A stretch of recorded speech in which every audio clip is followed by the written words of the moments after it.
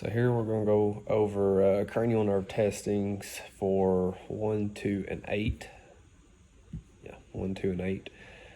So testing for cranial nerve 1, we're just going to do coffee. I've got it in the cup right here. The patient closes the eyes and pushes one nostril closed.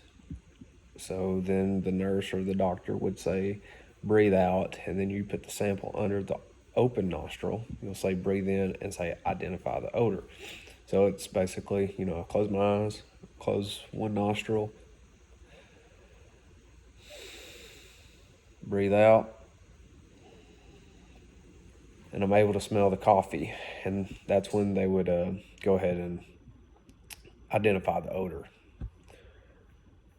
2, cranial nerve 2 testing. It's going to be taking this piece of paper. You'll hold it out in front of you, and you'll ask them to cover one eye.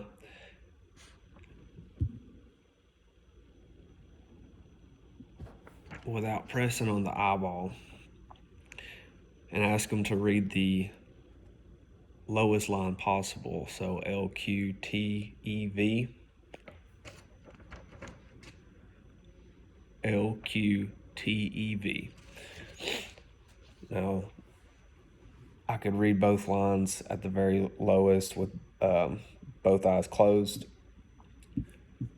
So that would be satisfactory. And then the finger whisper, which I don't have a tuning fork here, but you would just ask the patient to close his eyes and to not move around. The doctor or the nurse would get close to it and just lightly rub their finger. And you would ask them if they can hear that. You would repeat it on the other side. You'd ask them to close their eyes.